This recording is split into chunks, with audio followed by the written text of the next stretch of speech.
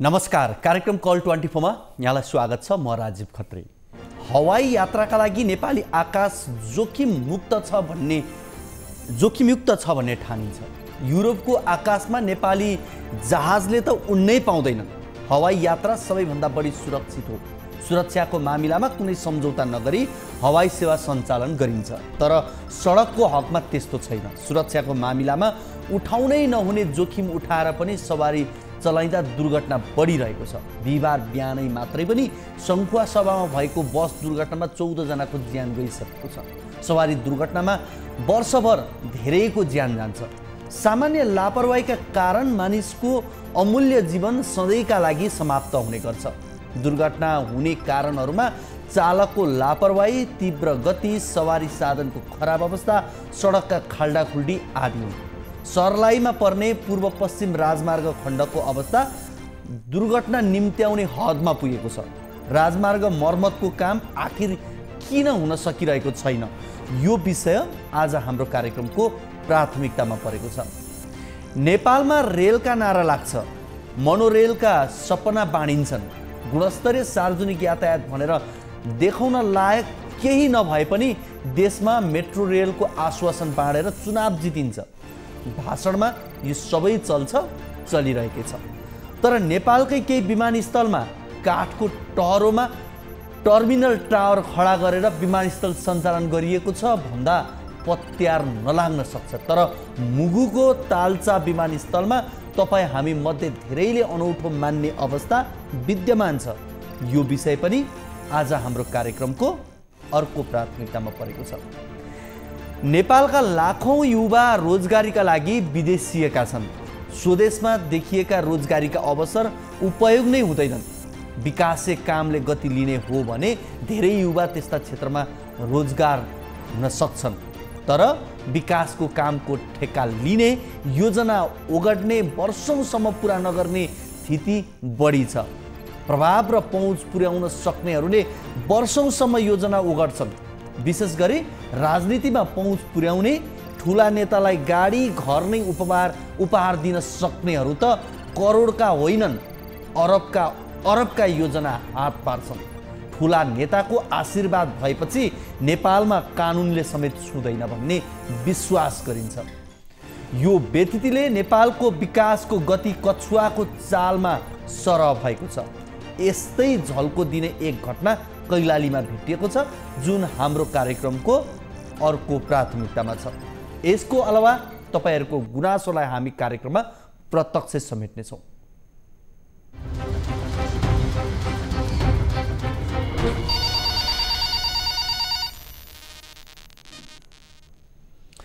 दर्शकवृन्द, तपाईको कुनै पनि समस्या, गुनासो, जिज्ञासा, अभिव्यक्तिहरू छन् भने कार्यक्रममा राख्न सक्नुहुनेछ। हामीलाई सम्पर्क गर्नका लागि हाम्रो टोल फ्री नम्बर 16600112 त्यसै गरी एनसीएल नम्बर 9801572424 र भाइबर नम्बर 9884011037 मा हामीलाई कल गर्न सक्नुहुनेछ। तपाईको फोन हामी प्रत्यक्ष रूपमा लिन्छौँ र तपाईले राख्नुभएको समस्या, गुनासोको जवाब खोज्ने प्रयास गर्छौँ। फेरि एकपटक म यहाँलाई नम्बर भन्छु, 16600112 त्यसै गरी एनसीएल नम्बर 9801572424 र भाइबर नम्बर 9884011037 मा हामीलाई कल गर्न सक्नुहुनेछ। तपाईले राख्नुभएको समस्या, गुनासो माथि हामी सम्बन्धित निकायबाट जवाब खोज्ने प्रयास गर्छौँ। हामीलाई कार्यक्रममा यहाँहरूले यति बेला फोन गर्न सक्नुहुनेछ। तर कार्यक्रमको सुरुवातमा लागौँ पहिलो रिपोर्टतर्फ। राजमार्गमा केही तीव्र गतिमा सुरक्षित साथ सवारी साधन कुदाएर गन्तव्यमा पुर्याउने र पुग्ने चाहना सवारी चालक र यात्रा गर्ने यात्रु सबैको हुन्छ। तर सडकमा सवारी साधन कुदाउन त के, चलाउनै डरलाग्दो भए के गर्ने? पूर्व पश्चिम महेन्द्र राजमार्ग अन्तर्गत पर्ने सर्लाहीको बाँकेदेखि बागमतीसम्मको सडक खण्डमा रहेका खाल्डा नपुर्दा यात्रा गर्ने हजारौं यात्रु तथा सवारी साधनहरू घण्टौं जाममा बस्न बाध्य छन्। सडक डिभिजन कार्यालय चन्द्र निगापुरले सडकमा भएको खाल्डाखुल्डी देखे पनि नदेखे जस्तै गर्दै आएको छ। सर्लाहीबाट टिभी जर्नलिस्ट ऋतिक अधिकारीले पठाएको यो रिपोर्ट हेरौँ।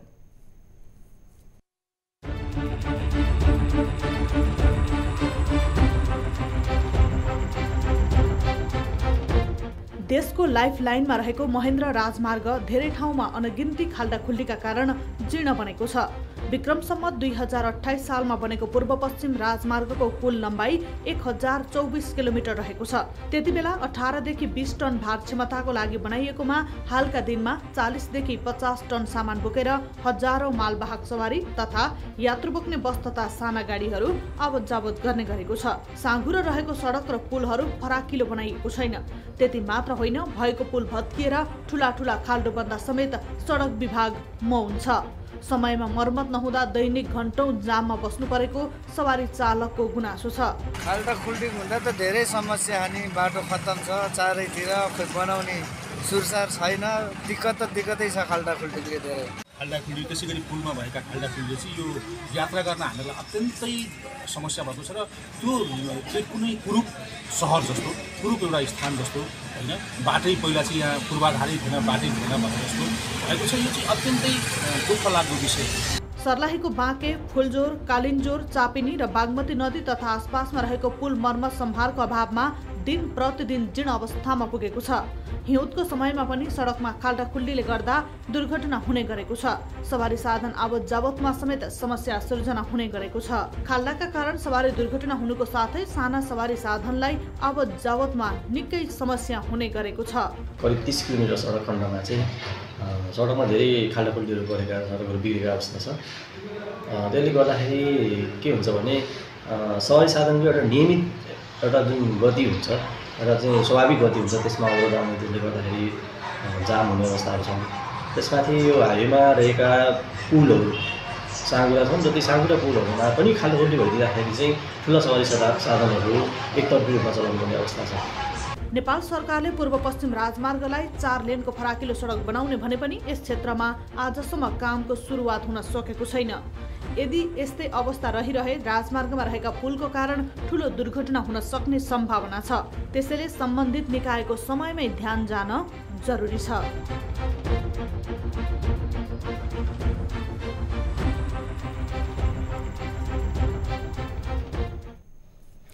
दर्शकवृन्द, सवारी साधन चलाउनै समस्या हुने गरी पूर्व पश्चिम राजमार्ग अन्तर्गत सर्लाही खण्डमा जताततै रहेको खाल्डो महिनौदेखि वर्षौँदेखि पुरिएको छैन। अति व्यस्त रहने राजमार्गमा गहिरो खाल्डोले दुर्घटना बढाएको छ। राजमार्गका अधिकांश दुर्घटना खाल्डो छल्ने क्रममा भइरहेको ट्राफिक प्रहरीले पनि जनाउँदै आएको छ। निरन्तरको वर्षापछि पूर्व पश्चिम राजमार्ग जीर्ण बन्नुका साथै ज्यानमारा खाल्डो बनेको हो। सर्लाही खण्डमा मात्रै 100औं स्थानमा कालोपत्र उकिएर राजमार्गमा ठुल्ठुला खाल्डो बनेका छन्। वर्षेनीदेखि टालटुलको भरमा चल्दै आएको राजमार्ग हरेक वर्ष वर्षाको समयमा गहिरो खाडल बन्छ। राजमार्गमा कतिपय स्थानमा गहिरो खाडल छेउछाउमा दुर्घटना न्यूनीकरणका लागि ठुला ठुला ढुङ्गा घेरेर राखिएको पनि प्रष्टसँग देखिन्छ। राजमार्गमा खाल्डा बने पनि सम्बन्धित निकायले चासो नदिएको चालक र यात्रुहरू दुवैको गुनासो छ। यति बेला हामीसँग यही विषयमा कुराकानी गर्नका लागि स्थानीय भक्ति रिजाल हाम्रो फोन सम्पर्कमा हुनुहुन्छ। उहाँसँग हामी कुराकानी गर्छौँ। भक्तिजी, यहाँलाई कार्यक्रम कल 24 मा स्वागत छ। हजुर, धन्यवाद। हामीले विशेष गरी यो सर्लाही क्षेत्र राजमार्ग अन्तर्गत सर्लाही क्षेत्रको खाल्डाखुल्डीको अवस्थाको बारेमा कुराकानी गऱ्यौँ। हुन त समग्र राजमार्गको अवस्था यस्तै नै छ। अहिले हामीले सन्दर्भ मात्रै अहिले सर्लाहीको बनेको हो, तर पनि यहाँ स्थानीय भएका कारणले गर्दा त्यहाँको अहिलेको अवस्था, स्थानीयले खेप्नु परेको शास्ति, यात्रुहरूले खेप्नु परेको शास्ति कस्तो छ एकचोटि बताइदिनुहोस् न। यो चाहिँ नि मैले अगाडि पनि जानकारी गराइसकेँ। यो चाहिँ नि विशेष गरेर सर्लाहीमा चाहिँ यो अहिले ठ्याक्कै यसको चाहिँ नामाकरण चाहिँ मृत्यु मार्ग बनाउँदाखेरि हुन्छ भन्दाखेरि अतिशय होला भन्ने लाग्छ मलाई। र सर्लाही जिल्लामा चाहिँ तपाईँको चाहिँ हामी देख्छौँ बागमती पूर्व, त्यसो त बागमतीभन्दा पश्चिम रौतहट त्यो क्षेत्रमा पनि हामी भेट गर्छौँ। पूर्व चाहिँ तपाईँको चाहिँ बागमतीभन्दा पूर्व मर्दलीसम्म पनि हामी पुग्छौँ। विशेष गरी यो सर्लाही जिल्लाका बाटाघाटामा चाहिँ अहिले यति खतरनाक चाहिँ बाटोको चाहिँ एउटा समस्या चाहिँ देखियो, जसले गर्दाखेरि चाहिँ हामी अहिले देखिरहेका हाम्रा युवाहरू, हाम्रै भाइहरू, हाम्रा साथीभाइहरू चाहिँ अब यो बाटो साह्रै हुन्छ, उहाँहरू कहीँ दुर्घटनामा पर्नु होला कि भन्ने खालको एउटा संशय चाहिँ नै हाम्रो बिचमा रहिरहेको भयो। र उहाँहरू अहिले टाटाहरूको विशेष गरेर एक समय अगाडि हाम्रो एकजना सुनिल बम्जन भन्ने एकजना साथी पनि बागमती पुलमाथि उहाँ ट्रिफरको चक्करमा परेर उहाँ बित्नुभयो। यो चाहिँ कस्तो भयो भन्दाखेरि तपाईँको किन गाडीको चाप सधैँ बढिरहेको र सडक वितरण कार्यालयको कम लापरवाही होइन उहाँहरूको चाहिँ लापरवाहीको कारणले चाहिँ अहिले ठुलो दुर्घटना चाहिँ भोगिरहनु परेको छ। विशेष गरेर 4 वर्षका अहिले तपाईँले अब आज चाहिँ अब केही समयपछि होली आउँदैछ। यो होलीको बिचमा तपाईँले होला सर्वसाधारण थुप्रै दुर्घटना भएका चाहिँ तपाईँको यो घटनाक्रमहरू यो वृत्तान्त तपाईँहरू सुन्नुहुनेछ। त्यस कारण यो चाहिँ हामी राज्यका नागरिक हौँ हामी राज्यसँग चाहिँ अब हामीले अपेक्षा गर्ने कि नगर्ने अनि एउटा सडक बनाइदेऊ भनेर हामीले टाउको खोल्नुपर्ने प्रशासनको चाहिँ लाठी खानुपर्ने होइन हामीले राज्यका निकाय अन्तर्गत रहेर पनि हामीलाई सडकमा आनन्दले हिँड्न देऊ हामीलाई बाँच्न देऊ हामीलाई चाहिँ आनन्दले आवागमन गर्न देऊ भनेर पनि हामीले राज्यसँग माग्नुपर्ने अधिकार माग्नुपर्ने यो कस्तो विडम्बनाका भक्तिजी अब जस्तो यहाँले यी सबै कुराहरू बताउँदै गर्दा अब बाटो विस्तारका कुराहरू पनि होलान्। बाटो विस्तारका केही ठाउँहरूमा राजमार्गका काम पनि भइरहेका छन् तर सर्लाहीको सन्दर्भमा अहिलेसम्म यो काम हुन सकेको छैन। तर भएको बाटोलाई व्यवस्थित गर्नुपर्ने या खाल्डा खुल्डी पुर तत्काल पुरेर भए पनि त्यसलाई व्यवस्थित गर्नका लागि चाहिँ सडक डिभिजन कार्यालय चन्द्रनिगाहपुरको पनि ध्यान नपुगेको हो यसमा। एकदमै हामी अहिले चाहिँ नि अब त्यहाँका कर्मचारीको त हामी कस्तो देख्छौँ भने उहाँको गाडीमा कतै सहयोग गर्न चाहिँ अप्ठ्यारो भइराखेको जस्तो केही समय अगाडि हामी पनि पुग्यौँ त्यहाँ उहाँ चाहिँ आफ्ना सालीहरूलाई पुर्याउने क्रममा नै व्यस्त भए जस्तो आफ्ना आफन्तहरूलाई चाहिँ पुर्याउन गाडीमा चाहिँ व्यस्त भए सरकारी पेटका गाडीहरू उहाँ लिएर चाहिँ उहाँहरू हिँडिरहेको हामी देख्छौँ।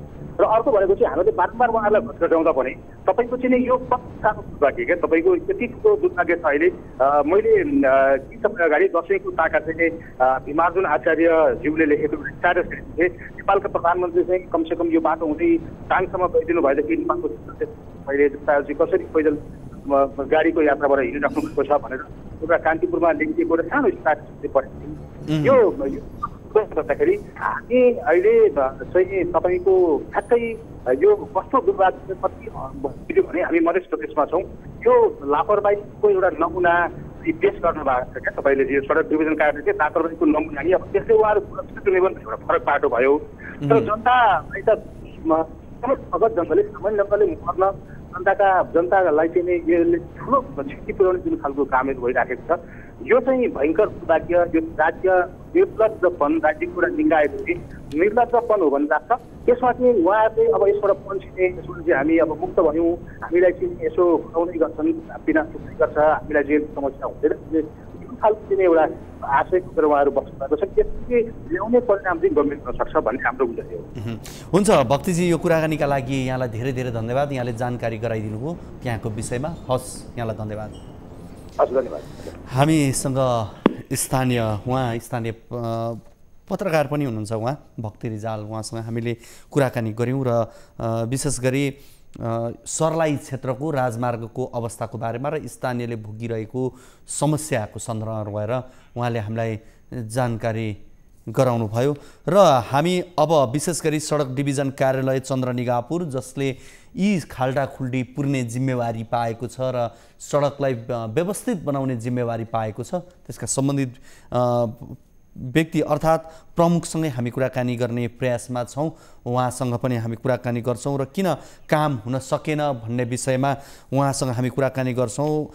सडक डिभिजन कार्यालय चन्द्रनिगाहपुरका प्रमुख चाहिँ दरोगा प्रसाद शाह हुनुहुन्छ र उहाँसँग हामी बुझ्ने प्रयास गर्छौँ। यति बेला हामीसँग दरोगा प्रसाद शाह हाम्रो फोन सम्पर्कमा जोडिसक्नु भएको छ उहाँसँग हामी कुराकानी गर्छौँ। दरोगाजी यहाँलाई कार्यक्रम कल 24 मा स्वागत छ। धन्यवाद सर। हामीले विशेष गरी यो सर्लाही क्षेत्रको राजमार्गको खाल्डाखुल्डीको सन्दर्भमा एउटा रिपोर्ट प्रसारण गऱ्यौँ। ठुल्ठुला खाल्डाहरू देखिन्छन् पुलहरूको अवस्था पनि त्यस्तै छन्। हुन त अब यो सडक विस्तार गर्ने कुरा पनि भइरहेका होलान्। यो जिल्ला बाहेक विभिन्न स्थानमा सडक विस्तारका कामहरू पनि सुरु भएका छन् कहीँ कतै। तर भएको सडक अहिलेलाई व्यवस्थित गर्नलाई चाहिँ के कारणले गर्दा समस्या भएको हो सर? अब यस्तो सर कि अब त्यो हाम्रो क्षेत्र जुन छ नि 57 किलोमिटर पर्छ धनसारदेखि बाँकेसम्म। त्यहाँ एउटा ठेक्का भएको थियो। ठेक्कामा त हामी व्यवस्थापन गरेका थियौँ। गर्दै के भयो भने क्वान्टिटी धेरै नै बढ्यो। किनभने यो इस्टिमेट थियो गतवाको गतवामा जति तपाईँको प्रकाशित गरेका थियो त्योभन्दा पछिको काम धेरै बढ्यो। तापनि के गर्यो भने त्यो हिसाबले योको प्रक्रिया छ। केही क्वान्टिटी त हामी आफ्नो रिस्कमा पनि गराइसकेका छौँ। लास्टमा जुन छ 3 ठाउँमा, 3 ठाउँ भनेको कहाँ भनेको तपाईँको लालबन्दीमा एउटा छ, नारोडमा नारोडको त भइसक्यो, एउटा तपाईँको नवलपुरमा छ, अनि पुलहरू पनि सबै भइसकेको छ। एउटा तपाईँको लखनदेई पुल छ, त्यो 3टा बाँकी छ। त्यो 3टा बाँकी छ। अब त्यहाँ स्थानीयबाट पनि हामीलाई प्रेसर आएको थियो। हामीलाई अब त्यो काम त आज न भोलि हुन्छ नै, गराउनै नै पर्छ। अनि त्यो हिसाबले हामी निर्माण व्यवसायलाई पनि प्रेसर गरेको, जति बेलासम्म त्यो गर्दैन त्यति बेलासम्म कम्तीमा पानी पठाऊ, त्यो हिसाबले उसले पानी पठाइरहेछ। अब जुन छ नि उसको काम आजदेखि मसिन पुग्न लागेछ, भोलिदेखि काम हाम्रो सुरु हुँदैछ। होइन, अब हरेक दिन जस्तो साना ठुला दुर्घटनाहरू गराइरहेका छन् ती खाल्टाहरूले। अब हिउँदो महिनाको त अवस्था यस्तो छ भने अब बर्खा लागिसकिसकेपछि अवस्था कस्तो होला? त्योभन्दा अगाडि नै पुर्ने काम कतिको सम्भावना यहाँले देख्नुहुन्छ? त्यो हुन्छ त्यो काम? है अब भने त भाइ त तपाईँको भोलिदेखि हाम्रो अब बाँकी हाम्रो नवलपुरमा एउटा हो, नवलपुरमा 2 ठाउँमा, एउटा पुलको हो लखनदेईको, एउटा लालबन्दीमा छ। यो काम भोलिदेखि सुरु हुँदैछ है, भोलिदेखि सुरु हुँदैछ।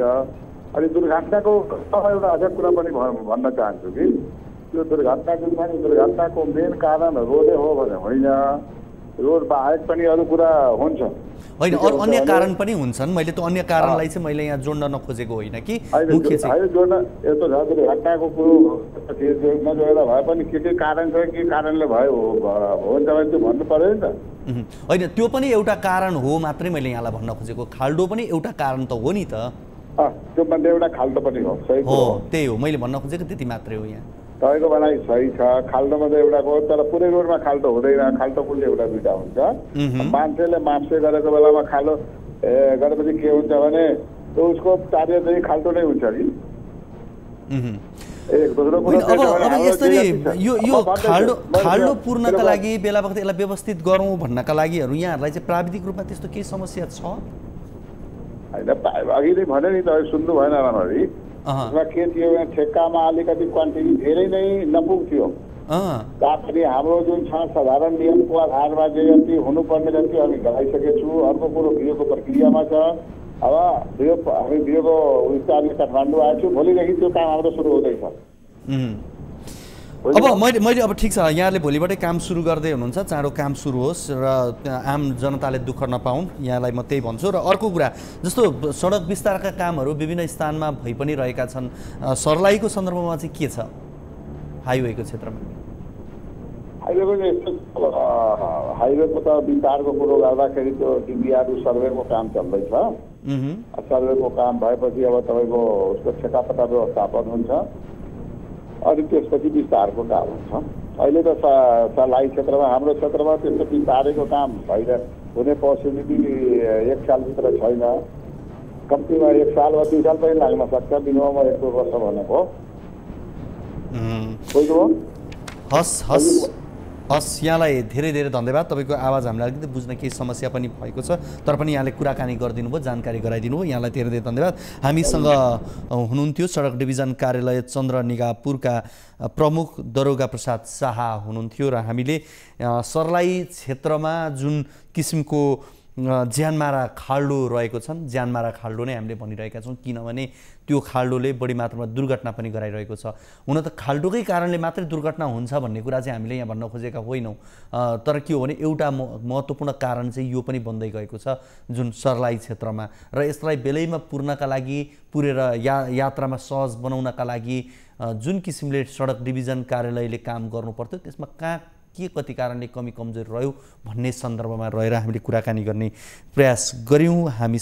हामीले स्थानीय भक्ति रिजालसँग कुराकानी गऱ्यौँ भने त्यसै गरी दरोगा प्रसाद शाह जो सडक डिभिजन कार्यालय चन्द्रनिगापुरका प्रमुख हुनुहुन्छ, उहाँसँग पनि हामीले कुराकानी गऱ्यौँ।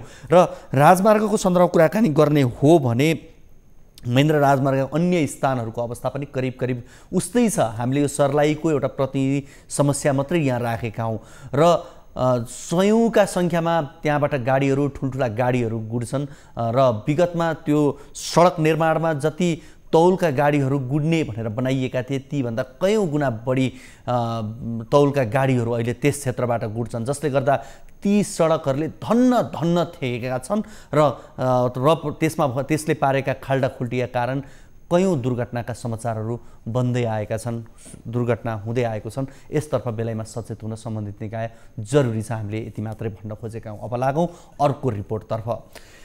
नेपालमा पटक पटक विमान दुर्घटना हुनु र त्यसबाट धनजनको ठुलो क्षति हुने घटना नियति जस्तै बनिसकेको छ।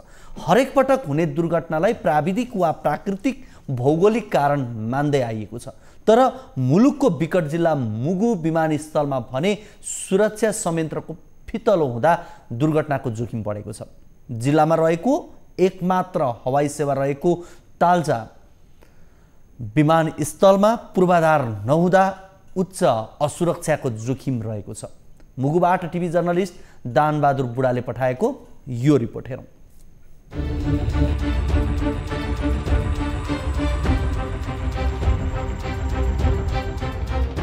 निर्माण सुरु भएको लामो समय भइसक्दा पनि मुगुको ताल्जा विमानस्थल पूरा हुन सकेको छैन। टर्मिनल टावर नबन्दा काठको टहरोमा उपकरण जडान गरी जहाज अवतरण गराइन्छ। हावा लाग्दा टर्मिनल टावर हल्लिने गरेको छ। घेराबार नहुँदा विमानस्थलमा पसेका पशु चौपाया धपाएर जहाज अवतरण गराउने गरिएको छ। विमानस्थल धावन मार्गको चौतर्फी सामान्य काँडे तार र अन्य तारको घेराबार भए पनि बीच एयरपोर्टको धावन मार्गबाट यात्रु र स्थानीयहरू आवत जावत गर्छन्। धावन मार्ग नजिकै काठको टहरो बनाई टर्मिनल टावर सञ्चालन गरिएको छ। राराताल हेर्न आउने अधिकांश पर्यटक यही विमानस्थल भएर पुग्ने गर्दछन्। जोखिम मोलेर सुरक्षाकर्मीले सुरक्षा जाँच गर्छन्। यात्रुहरूले कोचाकोच गरेर बस्नुपर्ने बाध्यता छ। निर्माण कार्यमा रहेको टावर सहितको टर्मिनल भवन समयमा निर्माण नहुँदा यात्रु तथा विमानस्थलका कर्मचारीलाई सक्कस हुने गरेको छ। सानो छ, मान्छे सबैजना जाँदाखेरि कोही बस्नुपर्छ, कोही ढुकेर अब प्लेन चढ्दासम्म त्यो भित्र काठको सानो कोठामा खाँचिएर उभिनुपर्छ, एकदम गाह्रो। 2076 सालमा रारा विमानस्थलको टावर सहितको टर्मिनल भवन निर्माणको जिम्मा ओम बुद्ध इन्टरनेसनल कम्पनी काठमाडौँले पाएको छ। कुल 8 करोड 65 लाखमा जिम्मा लिएको भवन निर्माणको काम 2078 साल असार मसान्तसम्म सम्पन्न गर्नुपर्नेछ। हालसम्म 75% मात्र काम सम्पन्न भएको छ। कहिले हिउँ पर्ने हप्ता 15 दिनसम्मै होइन, जेनेरेटर बिग्रिने, चिसोको कारणले स्टार्ट नहुने, त्यो अनेक समस्याले गर्दाखेरि अलिक गाह्रो भएको। नत्र भने लगभग वैशाख लाग्दै नि कामहरू सम्पन्न गर्ने भनेर इस्टिमेट गरेर आएको। उड्डयन कार्यालयको टर्मिनल भवनको काम अझै धेरै बाँकी रहेको छ। विमानस्थलमा पूर्वाधार र मजबुत घेराबार नहुँदा विमानस्थल जाने आउने बाटो धावन मार्गबाट भएको हुँदा निकै समस्या रहेको रारा नागरिक उड्डयन कार्यालयको भनाइ छ। रिङ रोड जस्तो बाटोको कुरा चाहिँ भएको थियो अगाडि नै, त्यो चाहिँ अझ बन्न सकेको छैन। अब मेन बाटोकै रूपमा यही रनवेलाई युज गरिरहेछन् मान्छेहरूले, त्यही हो समस्या नै छ त्यहाँ पनि। विगतका वर्षहरूभन्दा पछिल्ला वर्षहरूमा धेरै पूर्वाधारका संरचना बनेको प्रतिनिधि सभाका सांसद गोपाल बहादुर बलको दाबी छ। विगतभन्दा अहिले धेरै व्यवस्थित हुँदै गएको छ।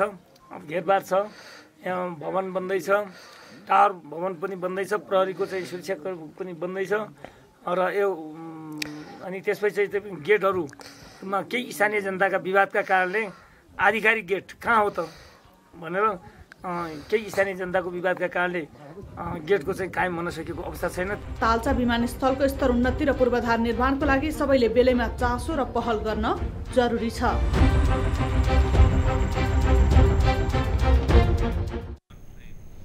दर्शकवृन्द, स्तरोन्नतिको अभावमा मुगु लगायत कर्णालीका विमानस्थलहरू असुरक्षित बन्दै गएका छन्। हामीले बेला बखत विभिन्न सञ्चार माध्यमहरूबाट सुन्दै, हेर्दै, पढ्दै पनि आएका छौँ। एकपछि अर्को गर्दै कर्णालीका विमानस्थलमा जहाज हेर्दा हेर्दै दुर्घटना हुने अवस्थाहरू पनि बन्ने गरेका छन् र असुरक्षित रहेको पाइएको छ। मानवीय क्षति नभए पनि पटक पटक हुने कतिपय विमान दुर्घटना या कतिपय मानवीय दुर्घटना पनि हुने गरेका छन्। यसले हवाई सेवाप्रतिको विश्वास घटाउँछ। तर यस विषयमा सरकारवाला पनि गम्भीर देखिँदैनन्। केन्द्रदेखि विकास प्रणालीमा पछि परेको कर्णाली अहिलेसम्मै आश्वासनको भरमा चल्नुको कारण विभिन्न दुर्घटनाहरू हुने गरेका छन्। हामीले यो मुगुको सन्दर्भ यहाँहरू बिचमा राख्यौँ। यति बेला हामीसँग सन्तोष कुमार गौतम जो रारा नागरिक उड्डयन कार्यालय मुगुका प्रमुख हुनुहुन्छ उहाँसँग हामी कुराकानी गर्छौँ। सन्तोषजी, यहाँलाई कार्यक्रम कल 24 मा स्वागत छ। एकदमै न्यून पूर्वाधारका बीच पनि यहाँ हवाई सञ्चालन कसरी सञ्चालन गरिरहनु भएको छ यहाँहरूले? हामीले भर्खर एउटा रिपोर्ट पनि प्रसारण गऱ्यौँ। अहिले ठ्याक्कै यहाँहरूको अवस्था बताइदिनुहोस् न।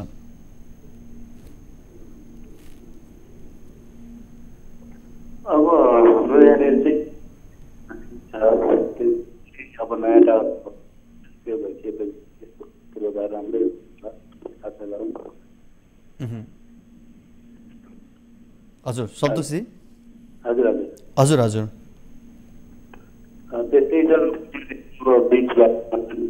रनवेको बिचबाटै गइन्छ आवाजाही पनि भएको छ। यहाँ स्थानीय अर्को बाटो नहुँदाखेरि स्थानीयवासीहरू सँगसँगै पर्यटकहरूले पनि त्यही बाटो प्रयोग गरिरहेको छन्। त्यही हो। भवन लगायत अन्य पूर्वाधारहरूको निर्माणको काम पनि भइरहेको रहेछ। कस्तो गतिमा काम भइरहेको छ? के छ? समयमा सकिन्छ सकिँदैन? के छ स्थिति? अब काम त समयमा नसकिएको छ। त्यसको लागि म्याच सकिएको यति बिचमा पचाससम्म हामीलाई सिकेर कुरा थियो। विशेष गरी त्यहाँ बाटोको विवाद, कतापट्टि मुख्य गेट राख्ने भन्ने विवाद पनि देखिएको हो। त्यो कुरा चाहिँ चलेको हो। म त भर्खर भनिरहेको छु। अब रहेछ अहिले त कुरासम्म। अब यो बन्दै गरेका भवनहरू तपाईँहरू एउटा काठको उसमा बसेर यो काम गर्ने अवस्था बनेको छ। अब भवन, व्यवस्थित भवन लगायत अन्य पूर्वाधारहरूको काम कहिलेसम्ममा सकिएला यहाँको विचारमा? ठेकेदारहरू जसले निर्माण गरिरहनु भएको छ उहाँहरूको भनाइलाई आधार मान्ने हो भने कहिलेबाट तपाईँहरूले व्यवस्थित रूपमा काम गर्न सक्नुहोला? अब उहाँहरू 2000सम्म कुरा छ। अब सिद्ध्याउनु पर्ने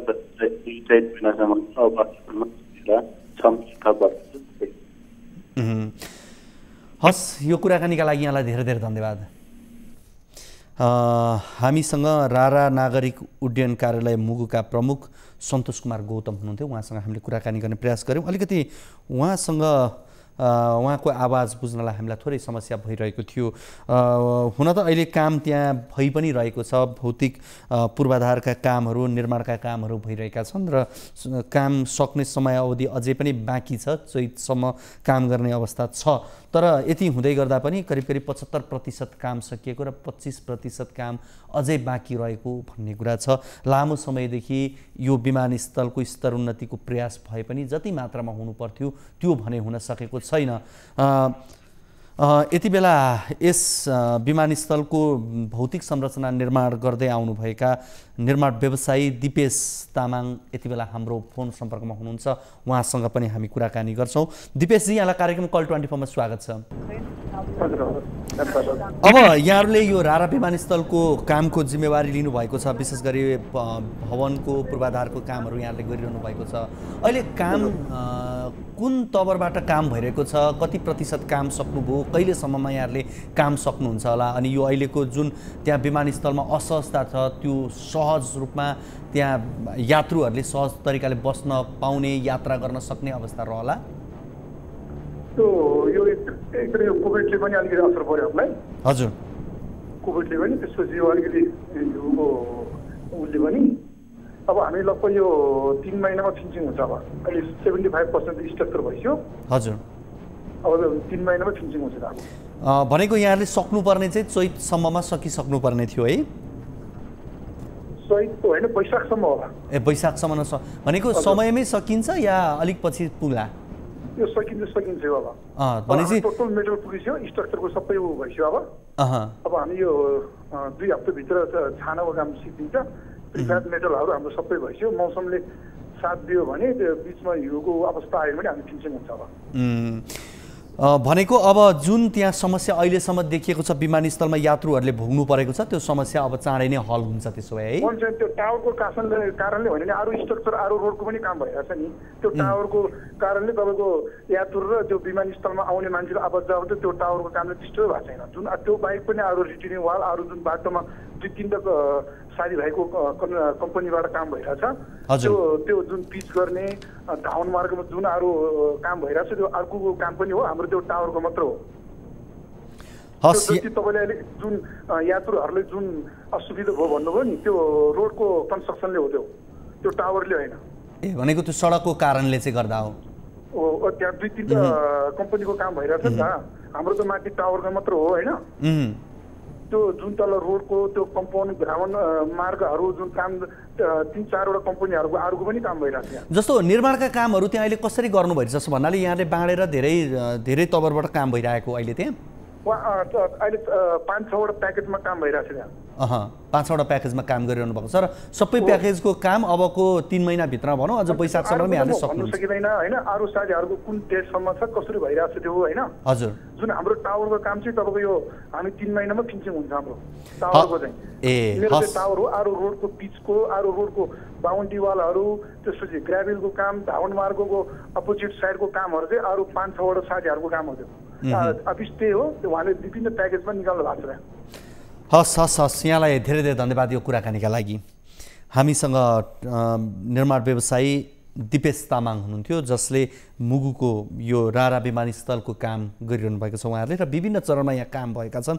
उहाँले आफ्नो तर्फको जिम्मेवारी म समयमै सक्छु भनेर उहाँले भन्नुभएको छ। हेरौँ पक्कै पनि समयमा सकिएला, किनभने कतिपय अवस्थामा हामीले कार्यक्रम कल 24मा कुराकानी गर्दा निर्माण व्यवसायीले समयमा काम सकेनन् गरेनन् भनेर भन्छौँ, तर कतिपय अवस्थामा पाएको जिम्मेवारी समयमा गर्ने निर्माण व्यवसायहरू पनि छन्। त्यही निर्माण व्यवसायीहरूमध्येमा उहाँ पनि पर्नुहोस्, हामी यति अपेक्षा गरौँ र जुन मुगुको विमानस्थलमा विभिन्न किसिमका समस्याहरू रहेका छन् त्यो समस्या चाँडै हल होस् र यात्रुले सहज रूपमा यात्रा गर्ने अवस्था बनोस् र मुगु विमानस्थल जहाँ को अवस्था हेर्ने हो भने कुचाकुच गरेर बस्नुपर्ने अवस्था यात्रुहरूको रहेको छ। सामान हराउला कि भन्ने चिन्ता यात्रुहरूमा हुने गरेको छ।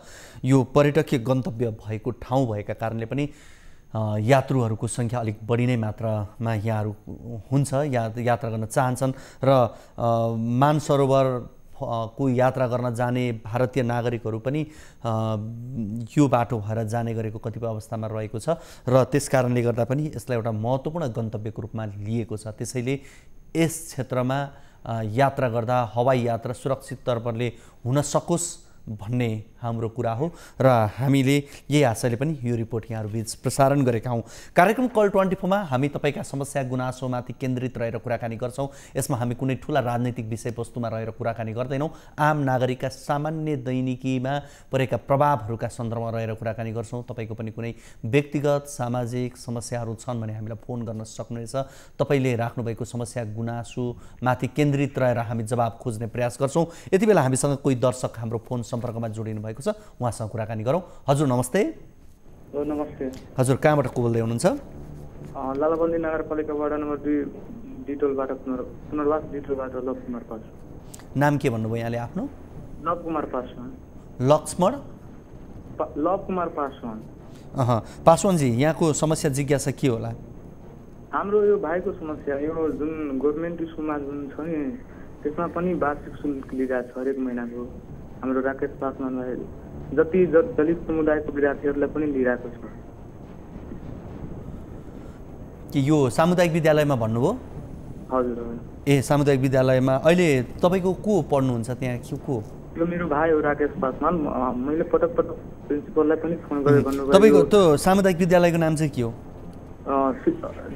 शिशु कल्याण जनता मावि हो। हजुर, शिशु कल्याण जनता मावि हरि शिशु कल्याण जनता मावि। यसो गरौँ यसो गरौँ, म यति बेला शिशु कल्याण माध्यमिक विद्यालयका प्रधान अध्यापक हाम्रो फोन सम्पर्कमा जोडिनु भएको छ, उहाँसँग कुराकानी गर्छौँ र तपाईँले सिधा प्रश्न उहाँलाई राख्नु होला है त? हस्, प्रधान अध्यापकज्यू यहाँलाई कार्यक्रममा स्वागत छ। हजुर, यहाँलाई कार्यक्रम कल 24मा स्वागत छ। यति बेला तपाईँ न्युज 24 को कार्यक्रम कल 24मा प्रत्यक्ष रूपमा हुनुहुन्छ।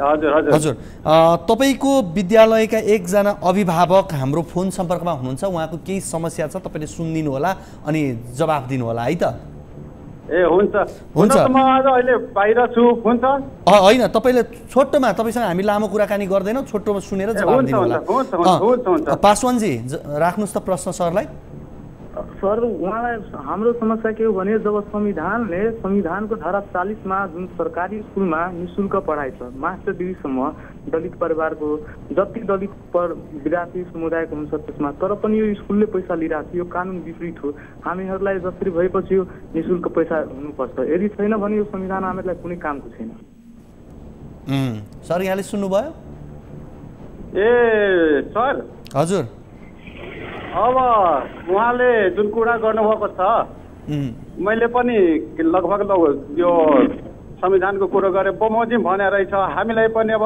+2 सञ्चालन गर्नु पर्दाखेरि जम्मै त त्यहाँ दरबन्दी कोटा छैन दरबन्दी कोटा दिया छैन अनि त्यसले गर्दाखेरि स्कुलको आय स्रोत पनि त्यति मजबुत नभएकोले गर्दाखेरि हामीले त्यो अब जो खट्छन् जो दापन गराउँछन् तिनीहरूलाई त केही त दिनुपर्ने हुन्छ परिश्रमिक होइन त्यो हिसाब किताबले हामीले चाहिँ मैले अब भन्नुभन्दा नि म चाहिँ 72 सालदेखि त्यहाँ प्रिन्सिपलको रूपमा काम गरिरहेको छु त्योभन्दा अगाडिदेखि नै त्यस्तो किसिमको चलिँदै आएको छ अनि त्यही भएर हामीले त्यो संविधानको कुरालाई त होइन मर्मूललाई बुझ्दै पनि आफ्नो अब वस्तुस्थिति कति पैसा उठाउने गर्नु भएको छ सर पैसा त त्यहाँ मासिक 500 छ अनि दलितहरूलाई 3 महिनाको छुट गरिदिएको छ कोरोना कोषमा 4 महिनाको गरेका थियौँ अहिले होल सबैलाई पनि गरेका थियौँ यो निजी विद्यालय हो निजी विद्यालय त होइन यो सामुदायिक विद्यालय हो सामुदायिक विद्यालयमा मासिक 500 रुपैयाँ उठाउनुहुन्छ यहाँले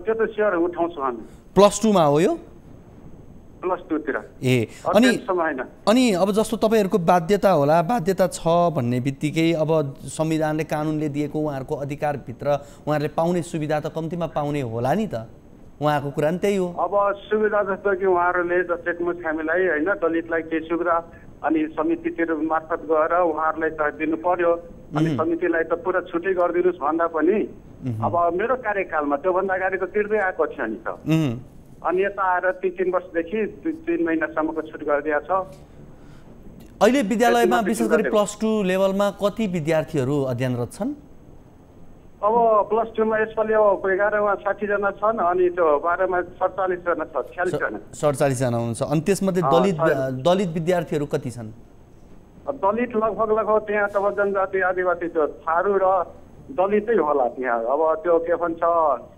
तपाईको अन्य क्षेत्र अरू कम होला त्यहाँ चौधी र दलितै विद्यार्थी ज्यादा छन् चौधी ज्यादा होला त्यो कमसेकम 30% भन्दा कम छैन होला दलित अब उहाँहरूको भनाइअनुसार निशुल्क पढ्न पाउनु पर्थ्यो पढ्न दिनु पर्थ्यो भन्ने कुरामा चाहिँ यहाँहरूले अब हामी सकेनौँ भनेरै हात उठाउनु भएको हो त्यसो भए होइन यो त अब समितिले निर्णय गर्ने मैले परिषद यो सब मुद्दा आयो इस्यु आयो होइन हजुर त्यस्तो आयो भनेर म फरवार्ड गर्छु कतिसम्म हामीले होइन अनि प्लानिङ पनि गर्छु त्यसको लागि मुद्दा उठाएर गरेपछि नै कसैले केही गर्ने हो ल ठीक छ त्यसो भएदेखि अब तपाईँले यो विषय उठाउनुहुन्छ र व्यवस्थापन समितिमा लानुहुन्छ यो विषयलाई हैन त हजुर हजुर हजुर हजुर पासवानजी थप तपाईँको केही जिज्ञासा छ त्यसो भए अब थप छ सर यस्तो छ यो हाम्रो जति समुदायको स्कुल सरकारीमा पनि दिएको छ यदि माथिबाट नै तलब दिन्छ भने निशुल्क छ भने हामीहरूलाई अगाडिको पनि पैसा लिइरहेको छ यस्तो अब सबै कुरा त कानुन बनेपछि हामीहरूलाई त चाहियो छुट अधिकार त चाहियो अब अधिकार हामीहरूलाई जुन संविधानले तोकिदिएपछि त्यस्तो अधिकार नमिलेपछि हामीहरूले नमाने अब त्यस्तो यदि भएन भने छिटोभन्दा छिटो संविधान भएपछि हामी सबै विद्यार्थी युनियन मिलेर अब यसको आन्दोलन सब गर्छौँ ल ठीक छ उहाँले यो विषयलाई उठान म व्यवस्थापन समितिमा राख्छु र समाधान खोज्छु भनेर उहाँले भनिसक्नु भएको छ हैन सर यस्तो सर मुसरको बस्तीमा तपाईँ गएर हेर्नु दलितमा पर्छ एक दिन काम गरेपछि विद्यार्थीले त्यो फी जम्मा गरेको हुन्छ त्यो खानको लागि झझ हुन्छ सर त्यस्तो विद्यार्थीलाई पनि शुल्क तिर्छ स्कुलमा ठिक छ यसो गरौँ पासवानजी तपाईँले यो समस्या राख्नुभएको छ यो विषयलाई हामी थप हाम्रो टिभी जर्नलिस्ट मार्फत पनि यो विषयलाई हामी थप फलोअप गर्नेछौँ यहाँको नम्बर पनि हामीसँग छ सम्पर्क नम्बर र यस विषयलाई हामी आगामी कार्यक्रममा थप उठान गर्नेछौँ यहाँहरू दुवैजनालाई धेरै धेरै धन्यवाद यो कुराकानीका लागि धन्यवाद हामीसँग लालबन्दीबाट हुनुहुन्थ्यो एकजना दर्शक र उहाँले विशेष गरी दलितहरूलाई संविधानले दिएको अधिकारभित्र रहेर अध्ययन अध्यापनमा समस्या भएको भन्ने उहाँको कुरा थियो विशेष गरी कक्षा 11-12 मा पढ्ने दलित विद्यार्थीहरूले पैसा तिरेर पढ्नु परिरहेको र संविधानले दिएको छुटको प्रयोग गर्न नसकेको भन्ने कुरा उहाँको गुनासो थियो र हामीले सम्बन्धित विद्यालयका प्रधान अध्यापकसँग पनि कुराकानी गऱ्यौँ र उहाँले यो विषयमा आफूले व्यवस्थापन समितिमा कुराकानी गर्ने भनेर उहाँले भन्नुभएको छ र कार्य व्यवस्थापन समितिले निर्णय गरेको हो भनेर उहाँले भन्नुभएको छ यस विषयमा हामी थप फलोअप गर्नेछौँ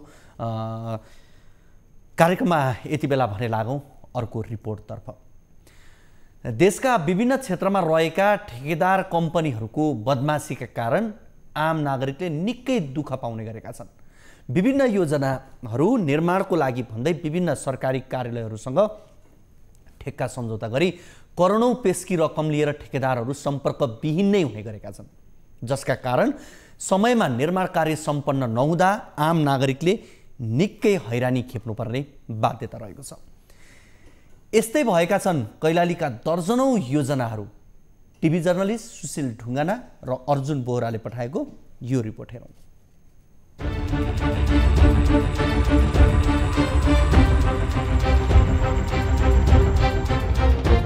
आम नागरिकको सहजताको लागि भन्दै सरकारी कोषबाट करोडौं लगानी गरेर निर्माण गर्ने भनिएका हजारौं योजनाहरू देशका विभिन्न ठाउँमा अलपत्र अवस्थामा छन् ठेकेदार कम्पनीहरूले निर्माण सम्झौता गरी पहिलो किस्तामै कुनै काम नै नगरी करोडौं रकम लिएर सम्पर्कविहीन हुँदै आएका छन् तर सरकार र तिनका सरकारवाला निकायले काम अलपत्र छोड्ने ठेकेदार कम्पनी र सञ्चालकहरूलाई कुनै कारबाही गरेको पाइँदैन सरकारको चरम लाचारीपनको कारण यस्ता ठग निर्माण कम्पनीहरूले कारबाही भोग्नुको सट्टा अरू नयाँ नयाँ योजनाको कामको लागि ठेक्का सम्झौता गर्दै गएको पाइन्छ यस्तै कैलालीमा समेत निर्माणको लागि ठेक्का सम्झौता भएका दर्जनौं योजनाहरू वर्षौंदेखि अलपत्र अवस्थामा रहेका छन् जसमध्येको एक हो कैलालीको शिवगंगा नदीमा निर्माण थालिएको मोटरेबल पक्की पुल धनगढी उपमहानगरपालिका वडा नम्बर 16 र 17 जोड्ने शिवगंगा नदीमा निर्माण थालिएको मोटरेबल पुल पनि विगत 5 वर्षदेखि अलपत्र छ उक्त पुल निर्माणको लागि धनगढीको मल्ल निर्माण सेवाले सडक डिभिजन कार्यालय महेन्द्रनगरसँग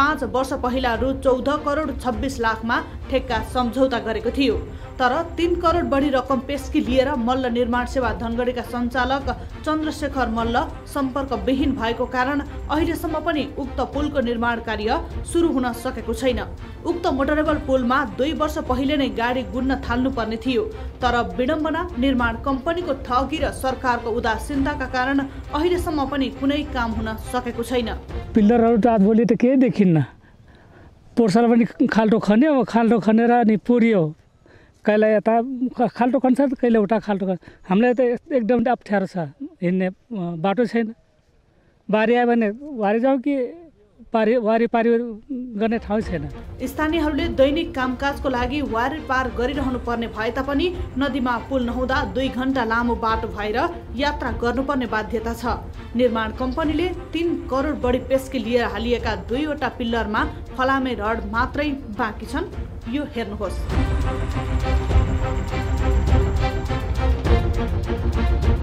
समयमा पुल नबन्दा स्थानीयहरू वर्षौंदेखि जोखिमपूर्ण यात्रा गर्न बाध्य छन् अझ बर्सातको समयमा त आवत जावत गर्न झनै समस्या हुने गरेको छ यही नदी वारपारकै क्रममा केहीले ज्यान गुमाए भने कतिपय घाइते समेत भएका छन् खुटिया पुल र हाम्रो शिवगंगा पुल दुईटा पुल चाहिँ एउटै दिनमा चाहिँ त्यसको शिलान्यास पनि भएको हो र त्यो जुन ठेकेदारहरू हुन् जुन खुटिया पुल ठेकेदारले चाहिँ त्यो सम्पन्न गरेर चाहिँ आज चाहिँ आवत जावत एकदम सहज वातावरण बनेको छ र यो शिवगंगा पुल भनेपछि एकदम कुनै पनि काम त्यसको अगाडि बढ्न सकेको छैन निर्माण कम्पनीका सञ्चालक मल्ल सडक डिभिजन कार्यालयसँग सम्पर्कमा नआएको लामो समय भइसकेको छ भने हामीले पनि सम्पर्क गर्न खोज्दा उनी सम्पर्कमा आएनन् उसो त मल्ल निर्माण सेवाले ठेक्का पाएको धनगढी राजघाट जोड्ने अर्को पुल पनि समयमा सम्पन्न हुन नसक्दा आवत जावतमा निकै समस्या भइरहेको छ।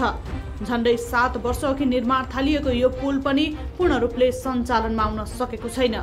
अब यो समस्या कुरा गर्दाखेरि नदीमा धेरै भयो 3-4-5 वर्ष त्यो पुल बन्न लागेको। अब यो बर्खा महिनामा कस्तो हुन्छ भनेपछि जाने कहीँ बाटो छैन। तपाईँको पुरै वरिपरि पनि नदी घेरिएको छ। खोला तार्नको लागि एकदमै समस्या छ, एकदमै अप्ठ्यारो छ। र अहिले हामी भर्खरै यो खोलामा चाहिँ एउटा ढुङ्गा बनाएकी छन् र त्यो ढुङ्गामा चाहिँ हामीले 200 रुपैयाँ तिरेर हामी वारपार अहिले गरिराखेका छौँ। 2074 असारमा सम्झौता भई 2077 असारमा निर्माण सम्पन्न हुनुपर्ने उक्त पुलको सुरुवातमै गुणस्तरहीन काम भएको थियो। पिल्लर निर्माणमै त्रुटि देखिएको भन्दै सडक डिभिजन कार्यालय महेन्द्रनगरले तत्काल काम रोक्न र गुणस्तर जाँच गर्न निर्माण कम्पनीलाई आग्रह गरेको थियो। तर कम्पनीका सञ्चालक चन्द्रशेखर मल्लले अहिलेसम्म पनि सडक डिभिजन कार्यालय महेन्द्रनगरलाई कुनै प्रतिक्रिया नदिएको कार्यालयका सूचना अधिकारी पीयूष चटोतको दाबी छ। समयावधि त ठेकाको म्यादै गुज्रिसक्यो उसको त 77 साल 3/25 मा म्याद गुज्रिएको छ। तत्पश्चात म्याद थप पनि भएको छैन र कार्यको निम्ति केही त्यो आवश्यक उहाँबाट रिस्पोन्स पनि आएको छैन। अब चाहिँ उहाँले चाँडै नै यो सुरु गर्नु भएन भने यो ठेका तोड्ने प्रक्रियामा अगाडि बढ्छौँ। मल्ल निर्माण सेवाले ठेक्का पाएका अधिकांश योजनाहरू अलपत्र छन् भन्नेमा सबै योजना कार्यालयहरू जानकार छन्। तर जान कालो सूचीमा पर्न योग्य निर्माण कम्पनीलाई आँखा चिम्लेर सेटिङकै भरमा ठेक्का दिँदा अहिले यस्तो परिणाम भोग्नु परेको हो।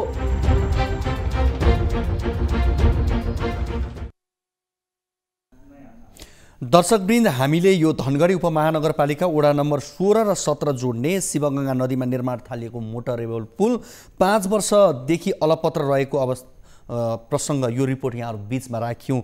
जहाँ उक्त पुल निर्माणका लागि धनगढीको मल्ल निर्माण सेवाले सडक डिभिजन कार्यालय महेन्द्रनगरसँग 5 वर्ष पहिले 14 करोड 26 लाख रुपियाँ ठेक्का लिएको थियो। तर 3 करोड बढी रकम पेस्की लिएर मल्ल निर्माण सेवा कम्पनीका सञ्चालक चन्द्रशेखर मल्ल सम्पर्कविहीन बनेका छन् यति बेला। र सम्बन्धित निकायले पनि यो पुल निर्माणका लागि जुन किसिमले तदारुकता देखाउनु पर्ने थियो र निर्माण नगर्ने कम्पनीलाई कारबाही गर्नुपर्ने थियो त्यो अहिलेसम्म गर्न सकेको छैन। पुल बनेको भए यति बेला 2 वर्ष अगाडिदेखि नै त्यहाँ यातायात सञ्चालनमा आइसक्ने थियो। तर अहिले पुल नबन्दा यात्रुहरूले विशेष गरी त्यो जुन खोला वारपार गर्न पुल नहुँदा 2 घण्टा बाटो अन्य बाटो वैकल्पिक बाटो प्रयोग गर्नुपर्ने अवस्था छ। 2 घण्टा बढी समय लाग्ने गरेको छ। त्यसकारणले हामीले यो विषयलाई आज कार्यक्रममा प्राथमिकता साथ उठान गरेका हौँ। यस विषयमा हामीले सडक डिभिजन कार्यालयका निमित्त कार्यालय प्रमुख जो सूचना अधिकारी समेत हुनुहुन्छ पीयूष चटोतसँग कुराकानी गर्ने प्रयास गरेका थियौँ। तर उहाँको फोन सम्पर्क हुन सकेको छैन। उहाँसँग हामी जोडिने प्रयासमै छौँ र विकास निर्माणका कामलाई अलपत्र पार्ने यस्ता ठेकेदार कम्पनीहरूका कारणले गर्दा पनि राम्रा काम गर्ने निर्माण व्यवसायीहरू पनि एउटै डालोमा मुछिने गरेका छन्। त्यस कारणले गर्दा 3 करोड रुपियाँ लिएर करिब 5 वर्षदेखि यो पुललाई अलपत्र बनाएका छन् ठेकेदार कम्पनी निर्माण सेवा धनगढी मल्ल निर्माण सेवा धनगढी, जसका सञ्चालक चन्द्रशेखर मल्ल सम्पर्कविहीन बनेको यो रिपोर्ट हामीले यहाँहरू बीचमा राख्यौँ। र यसमा सम्बन्धित निकायले पनि जुन तरिकाले काम नभइसकेपछि उसलाई कारबाही गर्नुपर्ने थियो त्यो अहिलेसम्म हुन सकेको छैन। कतिपय अवस्थामा यस्ता ठेकेदार कम्पनीहरूले एउटा काम हात पार्ने र समयमा काम नसक्ने वा बिचैमा छाडिदिने तर अन्यत्र अन्य कामहरू लिइरहने परिपाटी देखिन्छ र यहाँ पनि करिब करिब त्यस्तै अवस्था रहेको छ। हामीले सडक डिभिजन कार्यालय महेन्द्रनगरका निमित्त कार्यालय प्रमुख पीयूष चटोतसँग कुराकानी गर्ने प्रयास गरेका थियौँ तर उहाँको फोन लागेन। हामी आज नभए हामी आगामी कार्यक्रममा उहाँसँग जोडिने प्रयास गर्नेछौँ, कुराकानी गर्ने प्रयास हामी गर्नेछौँ। कार्यक्रम कल 24 मा छौँ र यहाँले कार्यक्रम कल 24 मा आम तपाईँ दर्शकहरूले पनि आफ्नो समस्या गुनासो कार्यक्रममा राख्न सक्नुहुनेछ। त्यसका लागि हाम्रो टोल फ्री नम्बर रहेको छ 16600112 एनसेल नम्बर 9801572424 र भाइबर नम्बर 9884011037 मा कल गर्न सक्नेछ। आफ्नो समस्या गुनासो कार्यक्रममा राख्न सक्नुहुनेछ र तपाईले राख्नुभएको समस्याको समाधान र जिज्ञासाको जवाब हामी कार्यक्रममा खोज्ने प्रयास गर्छौं र कार्यक्रममा तपाईको कुनै अभिव्यक्तिहरू छन् भने त्यो पनि राख्न सक्नुहुनेछ कार्यक्रममा हामीले दिएका नम्बरहरुमा फोन गरेर। कार्यक्रम अवधिमा मात्रै फोन गर्नुपर्छ भन्ने पनि छैन, तपाईले अन्य समयमा पनि फोन गरेर आफ्नो समस्या जिज्ञासा कार्यक्रममा राख्न सक्नुहुनेछ र हामीलाई धेरै दर्शकहरूले अन्य समयमा पनि फोन गर्नुहुन्छ र आफ्नो समस्याहरू टिपाउनुहुन्छ र तपाईले टिपाउनु भएका समस्याहरूलाई हामी प्राथमिकताका आधारमा राख्दै जान्छौं र समस्याको समाधान जिज्ञासाको जवाब खोज्ने प्रयास गर्छौं र विगतका कार्यक्रमहरुमा पनि धेरै दर्शकहरूले हामीलाई फोन गरेर समस्या राख्नुहुन्छ। यो प्रत्यक्ष कार्यक्रम भएका कारणले गर्दा पनि कहिलेकाहीँ तत्काल जवाब हामी खोज्न सक्दैनौं, तर पछिल्ला कार्यक्रमहरुमा भने हामी जवाब खोज्ने प्रयास भने हामी गरिरहेका हुन्छौं र आज पनि तपाईले फोन गर्न सक्नुहुनेछ। केही समय अगाडि हामीलाई एकजना दर्शकले फोन गर्नुभएको थियो, उहाँको समस्याको समाधान खोज्ने प्रयास हामीले गरेका छौं। यति बेला कोही दर्शक हाम्रो फोन सम्पर्कमा जोडिनु भएको छ, उहाँसँग कुराकानी गर्छौं। हजुर नमस्ते। हजुर नमस्ते। हजुर नमस्ते। नमस्ते हजुर। कहाँबाट को बोल्दै हुनुहुन्छ? म धनुषा जिल्लाबाट सुदीप कुमार यादव, मिथिला बिहारी नगरपालिका 8 बाट। फेरि एकपटक भन्नुस् त, मैले अलिक तपाईको आवाज बुझिन। धनुषा जिल्ला मिथिला बिहारी नगरपालिका 8 नम्बर वार्ड सुदीप कुमार यादव बोलिरहेको छु। सुदीप जी, तपाईको समस्या जिज्ञासा के होला? हजुर यही हो, स्थानीय तहको जुन रकमबाट विकास निर्माण भइरहेछ गाउँघरको टोलमा, हजुर त्यसबाट सडक पिसिसी सडक ढलान भइरहेछ, 4 वर्षदेखि भइरहेछ। त्यसमा म पटक पटक भनिरहेको छु ढल निकास पानीको व्यवस्था समेत दिने गरी। हजुर तर उहाँहरूले भनिरहेछ दिन्छु तर अहिलेसम्म दिनुभएको छैन। यही कार्यक्रममा यही कार्तिक 17 गतेको मेयर साहेबसँग पनि कुराकानी भयो। उहाँले भन्नुभयो म यो बजेटलाई परिमार्जन गरेर ढल निकासको समेतको व्यवस्था गर्छु, तर अहिलेसम्म केही गरेको छैन। नगर पुस्तिकामा प्रष्ट लेखेको छ पिसिसी सडक ढलान मात्रै हो, निकासको पनि व्यवस्था छैन। तपाईले कुन नगरपालिका भन्नुभयो? मिथिला बिहारी नगरपालिका। मिथिला बिहारी नगरपालिका। अनि अब भनेको 3-4 वर्षदेखि तपाईले प्रयास गर्नुभयो तर अहिलेसम्म हुन सकेन, ढलको काम सडकको कामहरू हुन सकेनन् भन्ने कुरा हो यहाँको। उहाँहरूले बजेटै ढल निकासको बजेटै दिइरहेको छैन र जनतालाई भनिरहेछ यो बजेटै छैन, पिसिसी सडक ढलानको मात्रै हो। त्यो भनेर जनतालाई जनप्रतिनिधिहरूले ठगिरहेछ र अहिलेसम्म त्यसमा ढल निकासको बजेट दिनुभएको छैन हजुर। यो सालमा पनि दिएको छैन। भनेको यो चाहिँ नगरपालिकाले नगरसभाबाट पारितै गरेर नदिएको हो कि पारित गरेर पनि नदिएको चाहिँ हो?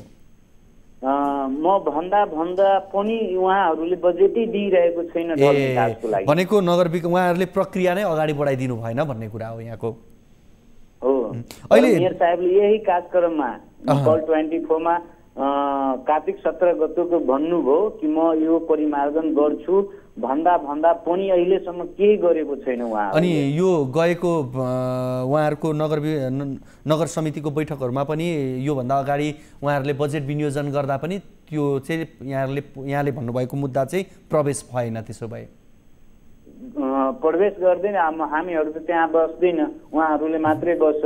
इन्जिनियर साहेबलाई प्रशासकीय प्रमुखजीलाई सोध्छु भने उहाँहरूले भनिरहेछ बजेटै पिसी सडक ढलानमा मात्रै दिन्छ भने म कहाँबाट ढल निकासको व्यवस्था गर्ने? सुदीप जी, अब यहाँले यो समस्या राख्नु भएको छ, अब करिब उहाँहरूको कार्यकालको हिसाबले हेर्दाखेरि अन्तिम उसमा पनि हुनुहुन्छ। अब त यो कार्यकालमै उहाँहरूले गर्नु पर्थ्यो, त्यो गर्न सक्नु भएन छ। तर पनि हामी तपाईले यो समस्या राख्दै गर्दा पनि त्यसैमा पनि उहाँहरूको कामको मूल्याङ्कन के कस्तो गर्नुभएछ भन्ने कुरा त हुन्छ नै, तर पनि हामी यो विषयमा थप बुझ्ने प्रयास गर्छौं। अब यहाँ विगतको कार्यक्रममा पनि हामीले यहाँलाई दोहोरो कुराकानी गराएकै थियौं र उहाँले भनेअनुसार काम गर्नु भएन छ। हामी थप फलोअप गर्ने प्रयास गर्छौं। अब फोन गरेर भन्दा पनि हामी हाम्रो टिभी जर्नलिस्ट मार्फत नै तपाईले राख्नु भएको यो मुद्दालाई उठान गर्दा अझ सजिलो होला जस्तो लाग्यो र हामी तपाईको सम्पर्क नम्बर दिएर हामी यहाँसँग कन्ट्याक्ट गराउँछौं। यहाँलाई धेरै धन्यवाद यो कुराकानीका लागि।